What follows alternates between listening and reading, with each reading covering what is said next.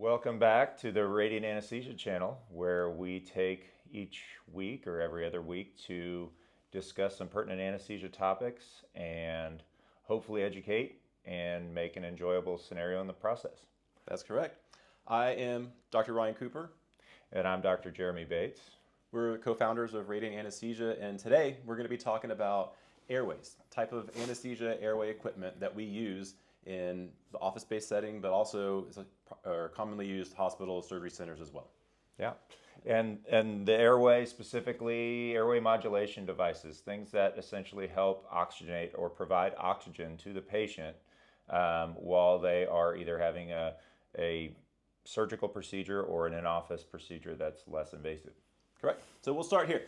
This is known as a nasal cannula, basically. This is about as basic as it gets. If you see somebody in a hospital bed, like on a movie or a TV show, they're often wearing one of these guys. And so the simple gist of it basically is there's two little prongs here. They go in the patient's nose right there. The opposite end is essentially hooked up to an oxygen source. Usually it's coming from the wall in a hospital. Sometimes we use emergency tanks or little e-cylinder tanks in office-based setting. This particular nasal cannula also has a second hookup here, and we use this to monitor end-tidal CO2 for the breathing. It's basically, it's a routine anesthesia monitor, basically. It's the standard monitor. And Ryan, what is end-tidal CO2? I mean, what is it? Why is that interesting or important for an anesthesiologist to know about? Yeah, so that's a monitor we use to make sure that a patient is breathing. Essentially, when we exhale carbon dioxide, CO2, and this little guy picks it up, it goes to a monitor, and it gives us a waveform. So it's a way to safely anesthetize a person with an open airway and ensure that they're adequately breathing. Right.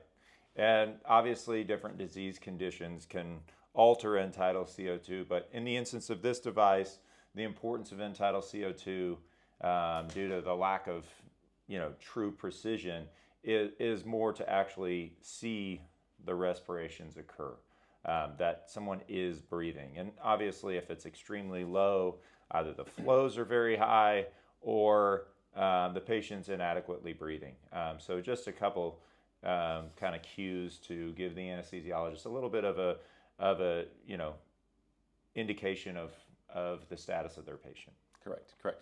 And as we mentioned, this is an open airway, meaning that their airway is not secured. Essentially, they're breathing on their own. This is as basic as it gets, and we're going to work our way up to what we define as a closed airway at the end of this. Right, and in medical terms, supraglottic, so above the glottis, above the vocal cords.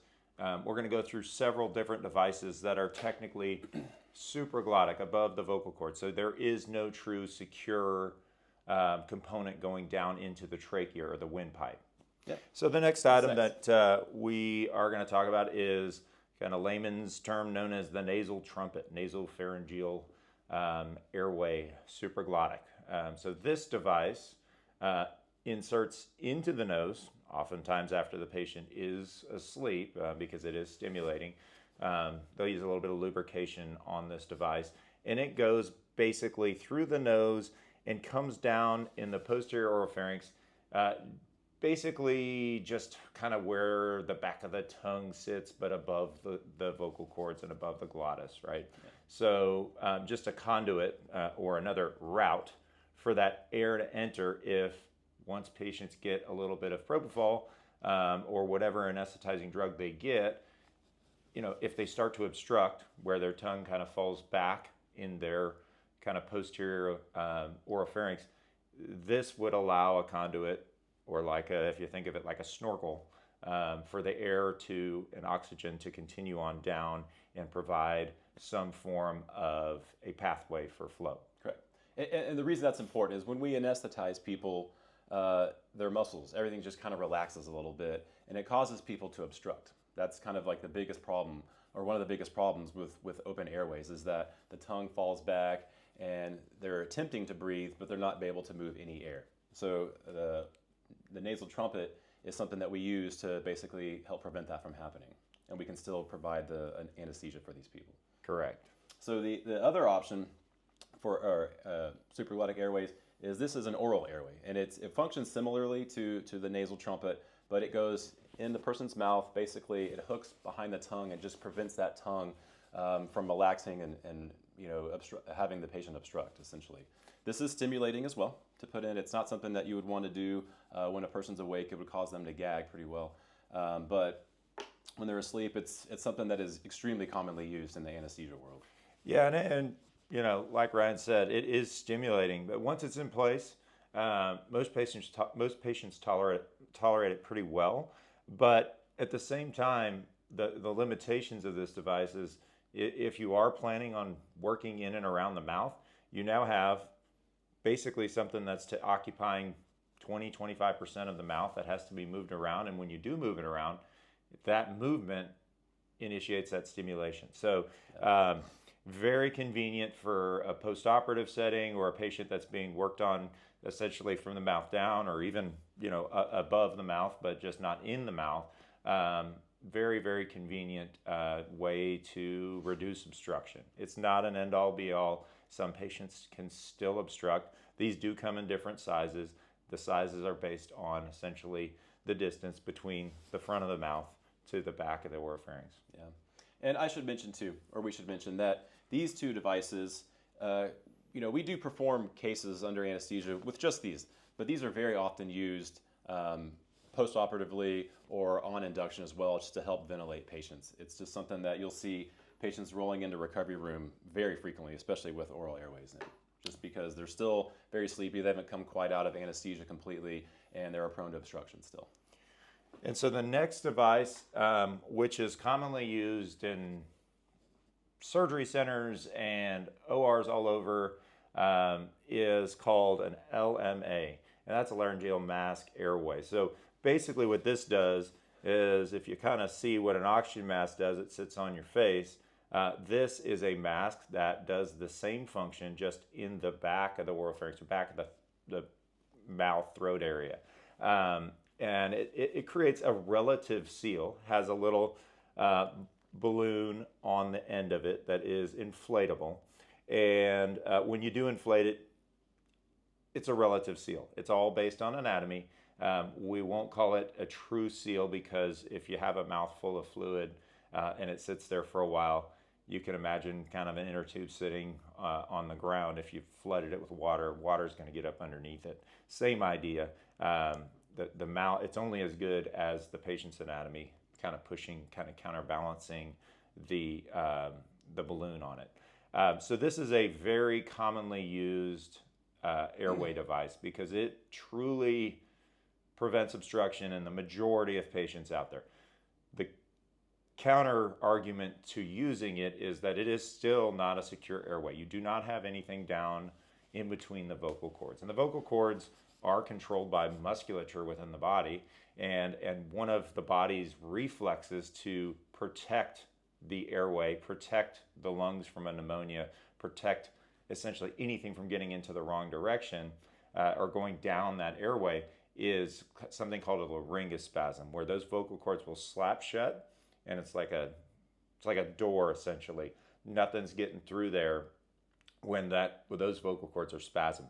So even with this device in play, you can try and develop or deliver a positive pressure ventilation to it, but ultimately, many times you still cannot break that spasm. So it is kind of one of the things that's in the back of your mind is, I need to make sure that I'm aware that this is the most common complication or challenge that occurs when this airway is in place. Yeah. In my mind, that's kind of like the middle zone between a completely open airway and a closed airway. It's a very commonly used tool, traditionally used for relatively shorter procedures, not great for people who are morbidly obese, not great for positions that are anything other than the patient laying on their back. It is used in other situations like that. It is used in situations occasionally where you are providing positive pressure, but in general, this is a device that people are spontaneously breathing through. And it's relatively easily inserted, relatively easily removed at the end as well. Yeah, you make a great point. Paralytics are kind of contraindicated for this device, meaning that if a surgeon or proceduralist is needing the patient not breathing or motionless or muscle relaxed, this is not a great option because that spontaneous ventilation essentially acts to keep that device in place as well. When you have to deliver mechanical ventilation or positive pressure ventilation, you now are pushing air in, and that seal is only, like I said previously, it's just sitting there. There's nothing kind of truly locking it in place that keeps it from keeps that pressure from slipping out around the edge of that cuff. So it is definitely limited in its scope. And if you are working in the mouth, not only is it bulky, you have to shift it around, and in shifting it around, once again, you're kind of compromising that seal that has been created around that cuff. You just touched on what I was about to ask you, basically. I have heard through the grapevine that there are people in the Dallas-Fort Worth area that are using these devices for dental procedures, and I just kind of want to get your thoughts on that. Well, yeah, I mean, the mouth is an extremely vascular region of the body, and why that's important is especially if you're having a dental procedure, you already have some form of likely disease there, causing even more likelihood for bleeding when there is an incision or an extraction that occurs. And so that bleeding immediately, when you're laying flat on your back or what's called the supine position, that bleeding immediately wants to go back towards the back of the airway. And you can have a suction device there, but ultimately, just like kind of water sticking to the edge of your glass, that blood just kind of sticks to the edge of the surface and runs down in the path of least resistance, essentially. So you can only suction so well. So then what ends up happening is it all builds up around kind of that little inner tube looking cuff, and as you manipulate it or move it around in the mouth, that blood can leak around and ultimately irritate those vocal cords like we were talking about previously, or even go past them and increase your risk for pneumonia. Yeah, that's called aspiration pneumonia, and that's one of the biggest things that we try to avoid at all costs. And this is something that doesn't guarantee against that, especially in mouth procedures. Yeah. Yeah. So, and it's so bulky. It's something that the person doing the procedure would have to work around constantly, slowing them down. Great for the OR settings, super short cases, fast turnover. Not so great for oral procedures. Yeah. The next thing we got. This is a traditional endotracheal tube. This is what we use day in, day out in surgery centers, operating rooms for all sorts of procedures, basically. If you need a secure airway for anything other than like a procedure in the mouth, this is what you're going to use. This is what it looks like. This would go inserted orally into the mouth, goes in between the vocal cords, and there's a little pilot balloon here that fills this cuff with air. It basically occupies the space of that trachea, prevents anything from going beyond that cuff. So nothing can get into the lung. You could fill the mouth with fluid, and that patient would be fine. Right, and you use this device. This is a laryngoscope. This is a little blade that basically goes into the mouth, pushes the tongue off to the side, and gives you line of sight view of the glottis, the arytenoids, the vocal cords.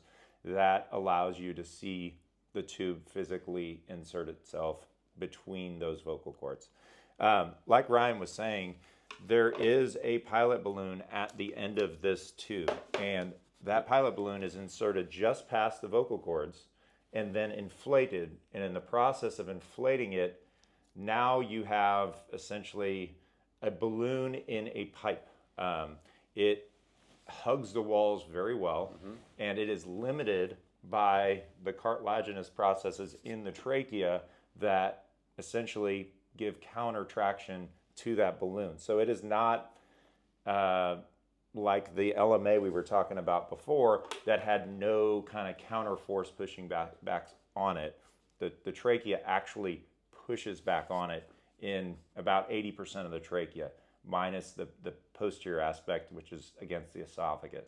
So the majority of the trachea is pushing back, and you can actually feel with this additional balloon how kind of compressed that balloon is. It's kind of a tactile sensation for you to be able to feel, is it really full? Does it need more?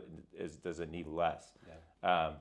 The downside of having too much in there is that you're basically going to push the blood supply and constrict it a little bit, causing kind of more of a raspy, sore throat. And the downside of having too little is that you're losing the impact of this balloon, which is to prevent anything from going down in that airway. So that's why this separate pilot balloon here gives you kind of a tactile feel of how well that balloon is sitting against the trachea. And in addition, we had mentioned, this prevents the ability for anybody to develop any sort of aspiration event. The addition of the balloon allows us to provide positive pressure ventilation to the patient as well. And so many surgeries require that, especially, the one that comes to mind the most is intra-abdominal procedures, basically, where they're doing a laparoscopic procedure. We intubate these patients, we blow up the balloon, we hook them up to our anesthesia machine, which includes a ventilator, and we are able to breathe for them. We push air in and allow the air to escape their lungs. That balloon allows us to provide that positive pressure ventilation. Right. Basically. And, we get a lot of questions from patients. The number one question, aside from, am I going to remember any of my anesthesia, is, am I going to be intubated? Everyone has this kind of fear of the idea of the breathing tube, because that kind of channels the thoughts of the ICU and the family member that was disconnected from the ventilator, and it just brings kind of bad thoughts. But actually, Ryan, what do you think in the anesthesia world? Yeah. Is intubation the safest form of anesthesia, or the least safe, and why? It's unquestionably the safest form. You have secured their airway. It is closed, and now you are free to focus on other things. When we were training, basically we learned something called the ABCs, and A stood for airway, B was breathing, and C was circulation. So airway always came first in all sorts of situations, and so this is securing that airway, and it's unquestionably the safest way. Right. It's overkill for certain procedures. If it's a real short procedure, it's not necessary for everybody. There are downsides, obviously, and the biggest downside basically is you're probably going to have a little bit of a scratchy or sore throat after being intubated. Right. But on the flip side, dealing with a supraglottic or even totally open, nothing in the mouth airway, you prevent the biggest complication that leads to the spiraling down of, all the anesthesia complications. The major one that comes to mind is the laryngospasm that we talked about earlier. When you have something past those vocal cords, you're the brother that stuck the foot in the door so that the other brother couldn't close it, right? Like, it cannot close. It absolutely prevents that spasm. There is another type of spasm called a bronchospasm, where the actual trachea, actually down below in the bronchus and bronchioles, it can spasm, but that is more commonly due to either inadequate depth of anesthesia, allergic reaction. There's several different reasons that can occur, much less prevalent in the anesthesia world. When you think of the Joan Rivers scenarios of the world, those were due to laryngospasm. That's why, if I'm ever having anesthesia for anything that's going to be in the mouth, or anything is going to be irritating or potentially irritating that glottic region, I want a breathing tube. It is absolutely the safest way to do things. Correct. This breathing tube we had just shown you is intended to be inserted through the mouth. This is what we call a nasal ray breathing tube. It's the same basic function. This was intended basically to go into a patient's nose. And so there's different ways to make that a more comfortable experience or lessen the likelihood of bleeding. Typically we'll soften the tube some way or put a bunch of lubrication or something on there, but the end result is it goes down into the nose, still past the vocal cords. There's a balloon on here as well. It's inflated.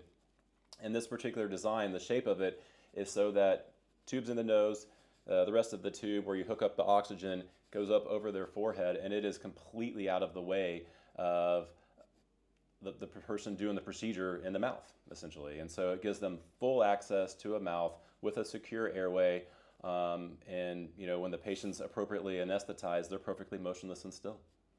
Yeah, and if you look at the way that the body is anatomically designed, the nose goes up, but as it comes down from the side, if you look at the angle of this tube, the angle of approach to what we call the glottic area, where the vocal cords are, where the trachea is more natural. When you're intubating someone orally, which is how probably 95+% of intubations occur, you're making a turn from the mouth back to that area where the vocal cords and trachea are, and it's just a more difficult angle of attack. And so you're using what's called a Mac blade. This is a curved blade that attempts to essentially create that curve for you and shift the tongue out of the way. This tube, that nasal ray, 95% of the time actually ends up at the vocal cords with very little manipulation of the glottis at all. So it is a very safe way to do things. It is anatomically natural, so there's not a lot of angles that are occurring that aren't anatomical. And so the post result is actually that you don't have a lot of discomfort after that procedure because the tube is sitting just like the body is designed. Yeah. And everyone thinks, Ryan, we're about to put a tube up a nose and back down. That's going to be so painful. Yeah. This is going to be terrible. Yeah. And actually, obviously you're not awake when this is happening. Yeah. But most people say that the nasal component is actually something that they don't really complain about afterwards, aside from maybe a little tinge of redness, in any of the nasal excrement for the rest of the day. You really don't have a lot of discomfort from this. Totally agree. Yeah, you might still have a little bit of a sore throat. That's pretty standard and pretty common knowledge. And we tell people, you might have a little bit of a sore throat. Typically, ice chips, cold water, it'll be gone within a day or so. Now, Ryan, you said Radiant is an office-based company. Yeah. So, inform the audience. You mean you're intubating these patients in the office? Is that safe? Yes, sir. I do believe it is safe. Yeah, and why is it kind of considered, taboo by some, but yet again, those that are knowledgeable about it truly believe this is the best way to do anesthesia? I'm not sure I can answer the first part of that question. I don't know. As a hospital surgery center based anesthesiologist for about 12 years, I've intubated tens of thousands of people. I'm just guessing. I don't know the exact number, but it is just something that is just ingrained in me now, and I'm not afraid of it. And to me, spending 60 seconds putting this in at the beginning of a case in an office makes the whole case go so much easier, so much smoother, and so much safer. It literally takes 60 seconds to put it in. We tape it down. It doesn't go anywhere. At the end of the case, the removal of this is nothing. You just take the air out of the cuff and you just pull it out. That's it. They're already breathing on their own, and as far as they know, it was never there. And I mean, Jeremy, you could probably speak to this. Having a secure airway allows us to give any particular patient any amount of anesthesia that we need. We're not limited, correct? Yeah, so having that secured airway allows us to deepen the anesthetic. And deepening the anesthetic truly achieves that motionless patient. And at the same time, with that secured airway, prevents that obstruction. So that's really the long and short of the major advantage is having a secure airway and a deeper anesthetic to have a motionless patient. Correct. With these two guys, which are very commonly used in the office-based setting for these procedures, if someone's obstructing a lot, the safest option, the only option really, is to back off the amount of anesthesia that you're giving them. That increases the likelihood that a patient would remember something during a procedure, would be moving around or uncooperative. It can just get into a bit of a hairy situation with that. With a secure airway, We can provide as much anesthesia as the patient needs, as little or as much, and everybody requires a little bit different, but they will not obstruct. And we can provide a motionless patient for the person doing the procedure. And that generally translates to a much less stressful environment for everybody. I like to keep it fun. You know, like we're cracking jokes, and I think that, you know, we're trying to get to the point where people want to have us in their office because they're having a good time, as well as a perfectly safe patient, less stress, and a procedure that they can finish in a shorter amount of time as well. Right, and you hit the nail on the head there with that one. You know, that motionless patient, that means the anesthesiologist is not coming up and intervening while you're doing your procedure. And so you said that you're going to have increased efficiency. We've seen oftentimes about 20% increase in efficiency. So really, you know, if you're really trying to pack cases in a day, oftentimes going to be able to add one more case to your day at least.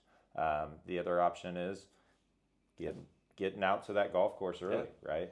Go pick up your kids from school, whatever you want. Yeah. So I think we covered a lot on the Airway today. Really appreciate everyone coming and watching this channel today. Yeah. We are planning to do things like this every week or every other week to keep content fresh. So please like and subscribe to our page below, and we look forward to delivering content to you again. If you guys have any suggestions on topics that you'd like to learn about or have us discuss, we're totally open to that as well. Please leave them in the comments. All right, thank you. Thank you.